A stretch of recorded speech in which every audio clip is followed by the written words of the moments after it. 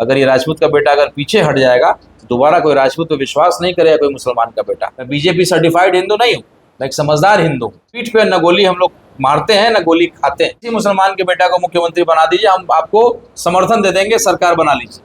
लेकिन लालू जी को स्वीकार नहीं हुआ कि मुसलमान को मुख्यमंत्री कैसे बना दें। दोबारा चुनाव हुआ, पहली बार एनडीए की मुकेश सहनी को बी टीम नहीं बोलते हैं, पशुपति पारस को बी टीम नहीं बोलते हैं। आज अगर मांझी जी चले आए तो उनको भी रख लीजिएगा, लेकिन हम जो लगातार लड़ रहे हैं, हम बी टीम वाले हो गए। कौन सा थर्मामीटर है भाई साहब आपके पास जो बी टीम लगा करके नाप लेते हैं कि ये टीम है कि बी टीम है? आरजेडी का विधायक शामिल कहाँ होता है? जाकर के भाजपा में शामिल होता है, एनडीए में शामिल होता है। एआईएमआईएम का कोई भी कार्यकर्ता या विधायक अगर टूटता भी है तो कभी भी भाजपा में नहीं जाएगा, वो आरजेडी में ही जाएगा। काम नहीं हो पाया या कोई एक काम के लिए मैंने संघर्ष नहीं किया हो, अगर आप उसको विश्वास नहीं करते हैं तो मैं अगला चुनाव लड़ने नहीं आऊंगा, आपसे वोट मांगने नहीं आऊंगा। वेलकम टू सिटी टॉक्स, मैं नौशाद आलम। इस वक्त फ्रेम में जो इंसान दिख रहे हैं किसी पहचान के मोहताज नहीं है। आपको बता दूं, इस वक्त बिहार में ढाका विधानसभा most sensational, most desired, most wanted, most famous जो अभी भावी प्रत्याशी हैं ढाका विधानसभा से, राणा रंजीत सिंह, जो खुद एक आजकल चर्चा का विषय है। सबसे पहले इनका स्वागत करता हूं मैं सिटी टॉक्स चैनल में। सर बहुत बहुत शुक्रिया नौशाद भाई। जैसा कि हम सब जानते हैं कि ये एकमात्र सबसे पहले प्रत्याशी थे जिनको खुद ओवैसी साहब ने, जैसे कि ये मीम से जुड़े हुए मीम पार्टी से, ओवैसी साहब ने खुद आकर के कोड ऑफ कंडक्ट, आचार संहिता जिसको कहते हैं, उससे पहले ही आपको प्रत्याशित घोषित कर दिया। आखिर मीम के जो हेड है असदुद्दीन ओवैसी, ये एक राजपूत नेता राणा रंजीत सिंह, उस पर इतना भरोसा कैसे आ गया? देखिए, राजपूत और खास करके मुसलमान का संबंध जो रहा है, एक सम्मान का संबंध रहा है। आप कहावत आपने शायद सुना भी होगा कि महाराणा कभी हारे नहीं, अकबर कभी जीते नहीं। तो जो दो लोग आपस में शायद कभी लड़े हों या उस तरह के होते, लेकिन एक दूसरे के इसको सम्मान भी करते हैं। तो बैरिस्टर असदुद्दीन ओवैसी साहब का प्रोग्राम लोकसभा चुनाव में ढाका में होना था, लेकिन किसी कारणवश ये नहीं हो पाया और जिसकी वजह से लोगों में बड़ी मायूसी हुई। विरोधियों ने बड़ा मिसकम्युनिकेशन क्रिएट किया और जो वोट हम लोग को लगभग 1.25 लाख आता, वो इस मिसकम्युनिकेशन की वजह से नहीं आ पाया। लोगों ने, विरोधियों ने कहा कि भाई मैनेज हो गए, सेट हो गए, ऐसा हो गया, वैसा हो गया। तो इसका उनको अंदाज़ा था और लोकसभा चुनाव में लड़ा और उसके बाद भी हारने के बाद भी या और भी बहुत तरह की चीज़ें जो हुई, लेकिन मैंने पार्टी को नहीं छोड़ा, अपने सिद्धांत से समझौता नहीं किया। मेरे पिताजी स्वर्गीय सीताराम सिंह जी आजीवन एक पार्टी से जुड़े रहे और आज के दिन में अगर उंगलियों पे ढूंढने जाइएगा तो ऐसे बड़े कम लोग आपको मिलेंगे। हमारे प्रखंड अध्यक्ष हैं शमीम साहब, उनके भी पिताजी हामिद अंसारी साहब लगातार इस एक उदाहरण ढाका में है जो कांग्रेस के लिए उन्होंने अपने जीवन को समर्पण कर दिया। तो आज ढूंढने निकलिएगा तो ऐसे लोग आपको बहुत कम मिलेंगे। तो राणा रंजीत सिंह उनमें से ही एक है। और बैरिस्टर साहब ने, मेरे राष्ट्रीय अध्यक्ष ने, मेरे प्रदेश अध्यक्ष अख्तरुल ईमान साहब ने 6 महीना पहले अगर मुझे डिक्लेयर कर दिया तो एक संबंध, विश्वास का, सम्मान का जो है, और एक राजपूत पे और एक मुसलमान का संबंध, यही हम लोग करने निकले हैं। ढाका विधानसभा जो आपने कहा कि सेंसेशनल है, मोस्ट वांटेड है, वो इसलिए है और केवल बिहार में नहीं है। मुझे प्रतिदिन लगभग 50 लोगों का फ़ोन आता है, मैं आपको अपना फ़ोन दिखा सकता हूँ, यूपी से। वो कहते हैं कि राणा भाई अगर आप चुनाव जीत जाइएगा ना, क्योंकि आप राजपूत समाज से आते हैं और यूपी में ठाकुरों की अच्छी आबादी है, वहाँ राजपूत को ठाकुर लोग बोलते हैं। तो अगर ठाकुरों की अच्छी आबादी और अगर आप जीत जाइएगा तो इंशाल्लाह हम लोग यूपी में भी हम लोग अपना परचम लहरा देंगे। बंगाल से फ़ोन आता है, बॉम्बे से तो कई लोग अपने हैं, चाहने वाले लोग हैं, मैंने पूरे देश से मुझे फ़ोन आता है। और ये ढाका विधानसभा का चुनाव केवल विधायक का चुनाव नहीं रह गया है, एक हिंदू मुस्लिम एकता का जो ख़त्म कर दिया एक पार्टी ने अपने नेगेटिव पॉलिटिक्स की वजह से, वो दोबारा उसको जगाने का प्रयास है। दोबारा वो खूबसूरत हिंदुस्तान बनाने का प्रयास है कि जहाँ मुसलमान की लड़ाई एक हिंदू का बेटा लड़े, हिंदू की लड़ाई एक मुसलमान का बेटा लड़े। इसलिए पूरे देश की नज़र ढाका पे है। कई लोग मुझे फ़ोन करते हैं कि भैया मैं पंजाब में गया था तो एक आदमी केवल पूछा कहाँ घर है, मैंने ढाका बोला तो अच्छा राणा रंजीत सिंह वाला ढाका। यूपी के कुछ लोग बताए, मेरे ढाका के लोग गए थे कि भैया एक काम में रिश्तेदारी में गए थे, ढाका बोला था, अच्छा बैरिस्टर साहब वाला ढाका जहाँ बैरिस्टर साहब तिरंगा साफा पहन करके पाकिस्तानों को लताड़ा था। तो ये ढाका की पहचान बनती जा रही है और विधायक की छोटी लड़ाई नहीं है, बहुत बड़ी लड़ाई है और एक दोबारा वही पुराना हिंदुस्तान बनाने की ये लड़ाई है और ज़रूर हम लोग इसमें कामयाब होंगे। और ढाका जैसे जैसे चुनाव नज़दीक आएगा और सेंसेशनल होता जाएगा और आप पाइएगा कि यहाँ चुनाव अब लड़ाई बचेगा नहीं, यहाँ एक तरफा लड़ाई होगी। AIMIM पतन से पहला हिंदू विधायक के रूप में आपका भाई जाएगा, जिसका शेरवानी हमारे बैरिस्टर साहब के हैदराबाद से बन करके आएगा। और फिर आप देखिएगा एक AIMIM का जो, और खास करके हिंदू मुस्लिम एकता का एक नया मिसाल कायम होगा।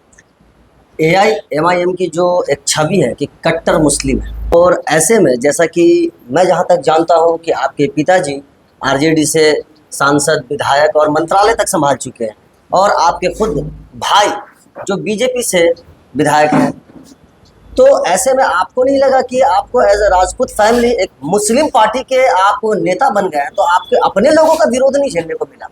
शुरुआत तो पत्नी से हुई, और जो आपने कहा कि कट्टर मुसलमानों की पार्टी है, ये पहले थी, लेकिन जिस तरीके से बैरिस्टर असदुद्दीन ओवैसी साहब ने पाकिस्तान और ऑपरेशन सिंदूर के प्रकरण में पाकिस्तान को लताड़ा, इस्लाम का मतलब पूरे विश्व को समझाया और बताया कि यहाँ का हिंदुस्तान का मुसलमान, एक एक मुसलमान अपने देश के लिए उतना ही कट्टर देशभक्त है।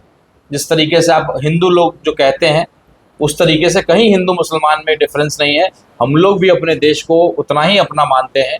तो अब AIMIM, चाहे बैरिस्टर असदुद्दीन ओवैसी साहब, कट्टर मुस्लिम नहीं है, कट्टर हिंदुस्तानी है, देशभक्त हैं, ये छवि अब बन गई है। वही लोग जो मेरा विरोध करते थे, जो आपने कहा कि भाई अपने लोगों का विरोध तो नहीं झेलना पड़ता है, आपको बहुत विरोध झेलना पड़ा, लेकिन आज वही लोग कहते हैं कि नहीं भाई, आपके नेता को मान गए, आपका नेता टेढ़ा है पर मेरा है।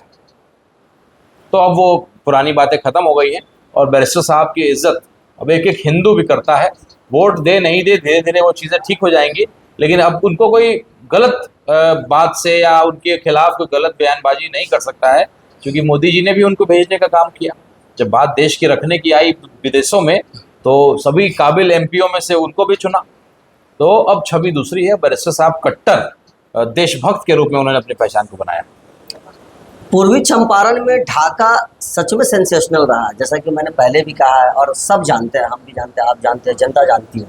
और आपके सामने मैं देख रहा हूँ कि दो कड़ी चुनौती है, जो एक फैसल रहमान जो पूर्व विधायक रहे हैं RJD से, और अभी जो प्रेजेंट में सिटिंग है पवन जायसवाल जी, और दोनों लोग प्रबल दावेदार हैं। अपने अपने आप पार्टी के हिसाब से देखिए या फिर आप जात के हिसाब से देखिए, जैसे भी देखते हो, और ऐसे में आप नए आए, तो ये जो एक रेस है, इस रेस में आपको लगता है कि दो चुनौती को टक्कर देने के बाद आप रेस में आगे निकल पाएंगे? देखिए, फैसल रहमान साहब मेरे भाई जैसे हैं, उनके पिताजी, मेरे पिताजी बहुत अच्छे मित्र थे। तो अगर फैसल रहमान साहब यहाँ के विधायक नहीं हुए होते, तब मैं मानता कि मामला बहुत नज़दीकी होता, लड़ाई बहुत कड़ा होता। लेकिन फैसल रहमान साहब को विधायक के रूप में लोगों ने परख लिया है, देख लिया है, आजमा लिया है, तो अब वो दिक्कत नहीं है, अब वो चुनौती नहीं है। वही बात पवन जायसवाल जी के लिए भी लागू होता है। पवन जायसवाल जी एक जुझारू नेता है, उन्होंने कई पंचायती स्तर के चुनावों को लड़ा है, हारे हैं, जीते हैं, लड़ाकू और एक ज़मीनी नेता के रूप में उन्होंने अपने आप को स्थापित किया। लेकिन फिर उनकी भी बात वही है कि 2 बार उनको लोगों ने परख लिया है।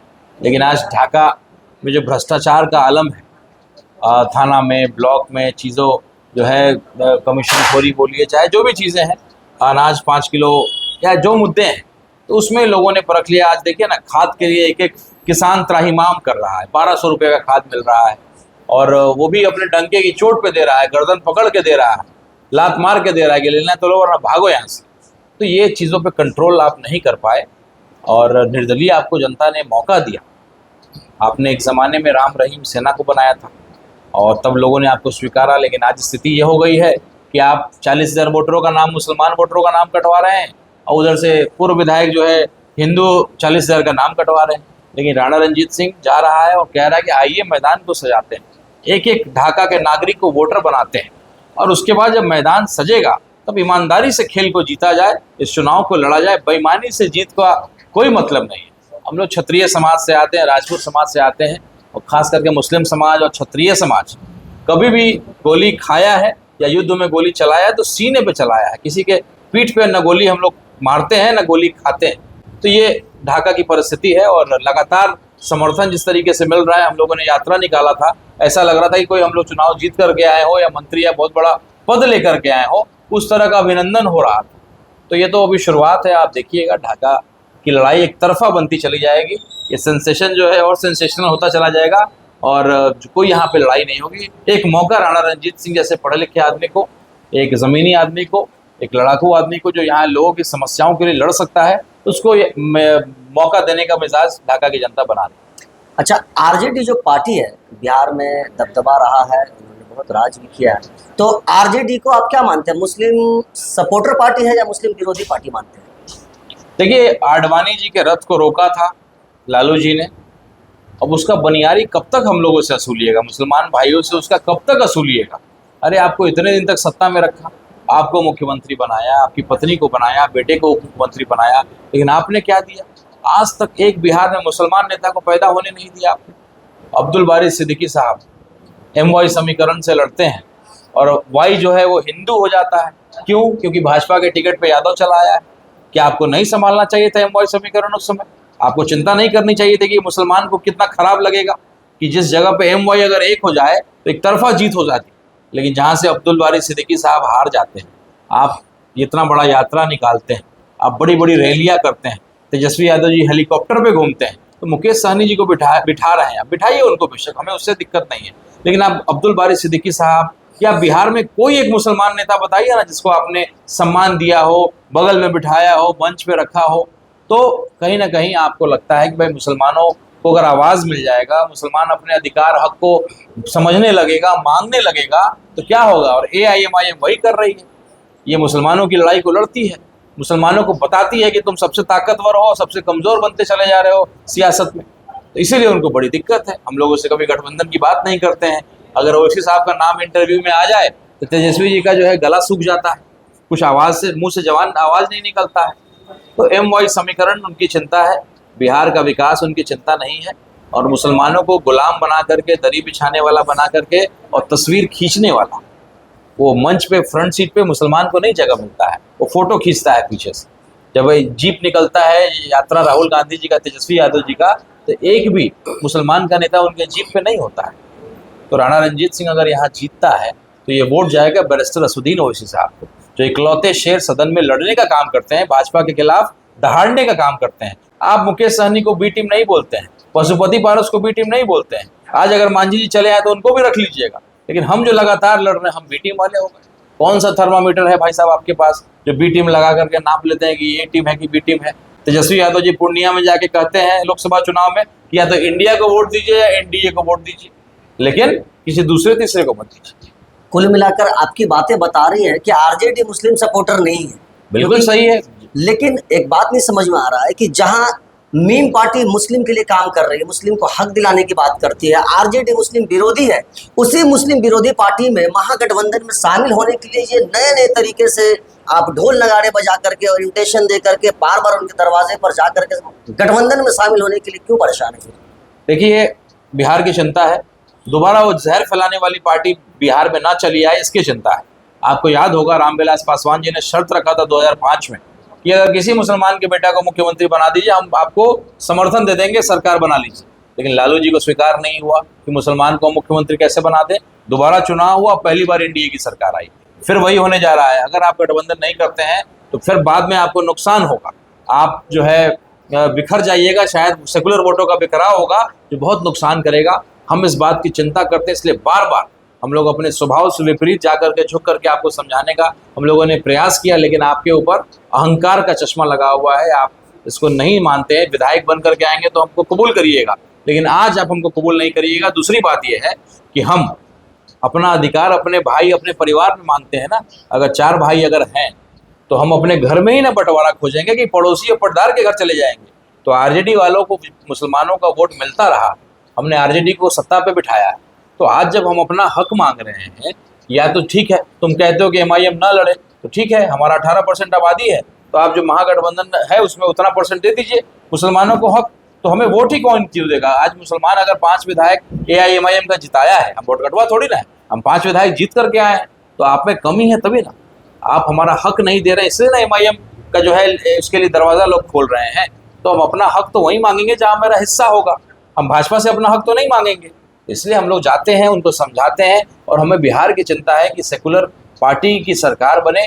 भाजपा जैसी पार्टी जो जहर फैलाती है, और गिरिराज सिंह जैसे लोग जो उल्टा सीधा बयान देते रहते हैं, यहाँ से मीट खरीदो, वहाँ से मीट मत खरीदो, किस विभाग के मंत्री हैं, क्या काम आपने किया है बिहार में, इसकी चिंता आप नहीं करिएगा। केवल उल्टा सीधा बयानबाजी हिंदू मुसलमान करिएगा, उल्टा सीधा जो है यही करके आप सियासत करते आए हैं।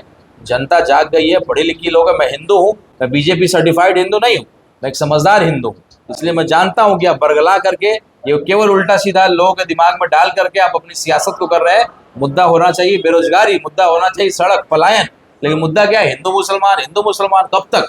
अब ये नहीं होगा और ये बदलेगा। आप जात की राजनीति करने वाले हैं या विकास की राजनीति, ये तो कुछ पता नहीं मुझे, लेकिन मैं फिर भी आपसे ये जानना जरूर चाहूँगा अपने चैनल के माध्यम से कि आप इस वक्त जो राजनीति कर रहे हैं क्या कर रहे हैं? आप विकास की राजनीति पे उतरे हैं या फिर जात की राजनीति पे उतरे हैं? ऐसा है कि जात एक सच्चाई है, आप प्रैक्टिकल बात करिएगा, थियोरेटिकल बात मैं नहीं करता।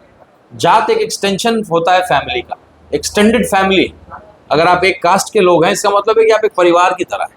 तो स्वाभाविक है, ये राजनीति हो, आप शादी करते हैं तो आपके जात के लोग भोज खिलाते हैं कि नहीं? अधिक से अधिक लोग, या आपके किसी भी कार्यक्रम में आपके जात के लोग आते हैं, तो ये सच्चाई है।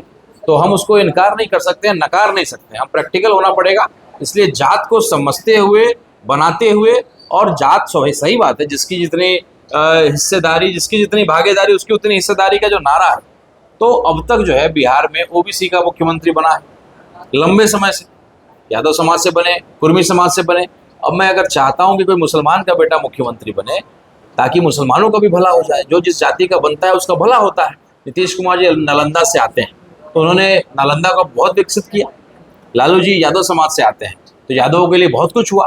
तो मैं चाहता हूं कि मुसलमान का बेटा एक दिन मुख्यमंत्री बनेगा, एक दलित का बेटा अगर मुख्यमंत्री बनेगा तो शायद उस समाज का विकास होगा, उनके लोगों का विकास होगा, उनके सड़कों का, उनकी गलियों का विकास होगा।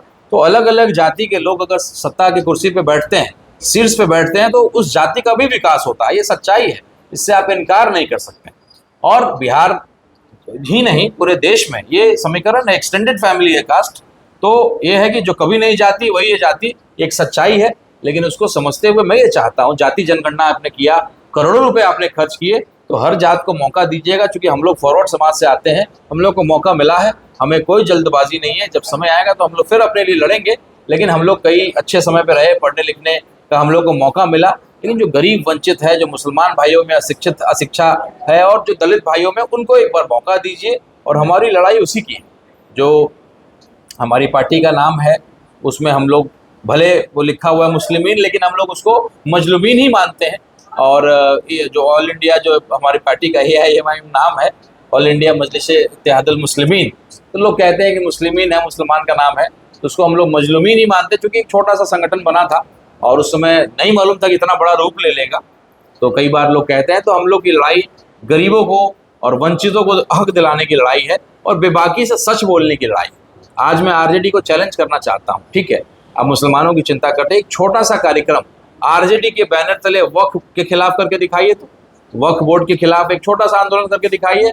आप नहीं कर पाइए, क्योंकि आपको बैलेंस बनाना है, आपको हिंदू मुसलमान का बैलेंस बनाना है, आपको ED CBI का बैलेंस बनाना है। 3 MP ने क्रॉस वोटिंग किया है उपराष्ट्रपति के चुनाव में, तो B टीम वाले लोग कौन है? RJD का विधायक शामिल कहाँ होता है? जाकर के भाजपा में शामिल होता है, NDA में शामिल होता है। AIMIM का कोई भी कार्यकर्ता या विधायक अगर टूटता भी है तो कभी भी भाजपा में नहीं जाएगा, वो RJD में ही जाएगा। अगर अभी भी हम लोग 24 विधायक जीत करके आएंगे तो किसी भी हालत में हम लोग भाजपा को समर्थन नहीं देंगे। हम लोग अगर देंगे भी तो RJD वाली पार्टी को ही देंगे, और अपनी शर्तों पे देंगे कि भाई आपको CM बनाना पड़ेगा, मुसलमान या दलित। ढाका मुस्लिम बाहुल्य सीट है, ऐसे में असदुद्दीन ओवैसी साहब ने आप पर बहुत ही विश्वास जताया, और यहाँ की जनता भी आपको काफ़ी चाह रही है। मैं अक्सर वीडियोस देख रहा हूँ, आपकी सभाएं देख रहा हूँ, आपकी यात्रा देख रहा हूँ, जिसमें मैं देख रहा हूँ कि लोग आपको बहुत प्यार दे रहे हैं, और बहुत प्यार मिल रहा है, और आप भी, मुझे लगता है कि बहुत सेटिस्फाइड है लोगों से। लेकिन ऐसे में आप लोगों को ये यकीन कैसे दिलाएंगे कि जो ढाका की बागडोर है, ये बागडोर आप कैसे संभालेंगे? किस तरह से उनको चाहेंगे कि मैनिफेस्टो आपका क्या रहेगा कि जीतने के बाद कैसे इनको संभालेंगे? दूसरा, मैं इसमें ये भी पूछना चाहूँगा कि एक यकीन जिसको कहते हैं, क्योंकि इससे पहले भी मीम के जो विधायक 4-5 ऐसे लोग हैं जो जीतने के बाद इन्होंने अपना समर्थन किसी और पार्टी को दे दिया है, तो इस चीज़ों पे यकीन कैसे दिलाएंगे? क्योंकि भरोसा जो है एक टूटा हुआ है, तो आप कैसे दिलाएंगे? जैसे कि आप खुद कहें कि आप जनरल कास्ट से आते हैं, जो आगे के कास्ट होते हैं, और हमारे जितने बैकवर्ड कास्ट हैं उनके लिए आप लड़ने आए हैं, तो कैसे यकीन दिलाएंगे और ढाका की जनता को कि किस तरह संभालेंगे, आप बताएंगे?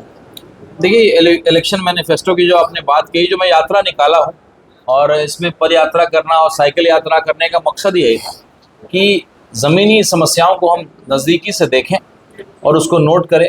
मैं जब चल रहा था तो जहाँ पे भी सड़क पे पानी का जमाव है या नाली है, तो मैं साइड से रास्ता नहीं लेता था, मैं बीचों बीच जाता था ताकि मैं उस तकलीफ़ को महसूस कर सकूं।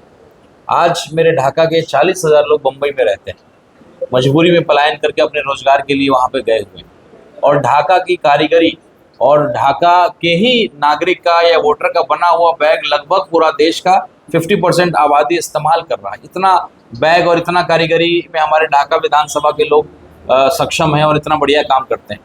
तो ऐसे लोगों को यहाँ बुला करके मौका देना, रोजगार पैदा करना और यहाँ की जीडीपी को बढ़ा देना। जो पैसा कमा रहे हैं वहीं खर्च कर रहे हैं, वो अगर यहाँ कमाएंगे तो यहाँ खर्च करेंगे, यहाँ के पेट्रोल पंप से पेट्रोल डलवाएंगे, किराना के दुकान से किराना खरीदेंगे, तो यहाँ का जो है फाइनेंशियल स्ट्रक्चर बदलेगा, यहाँ की आर्थिक स्थिति बदलेगी और बेहतर होगी।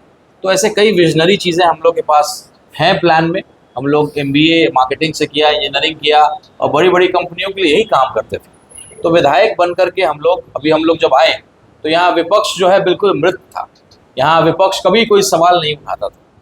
यहाँ भारतमाला में कौड़ी के दाम पे लोगों को जो है पैसा दिया गया 2013 के रेट से, और उसमें भी नियम है सरकार का कि बिना आप पेमेंट किए हुए किसी का ज़मीन आप नहीं ले सकते हैं।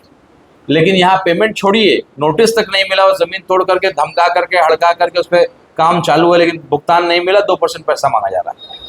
भ्रष्टाचार का वही आलम है, अस्पतालों का वही आलम है, शिक्षक स्कूलों में नहीं रहते हैं। तो ये विपक्ष चुप था, मैंने आकर के विपक्ष की भूमिका को बताया, अब थोड़ा थोड़ा बोलना शुरू किया और कई और लोग भी बोलना शुरू किए हैं।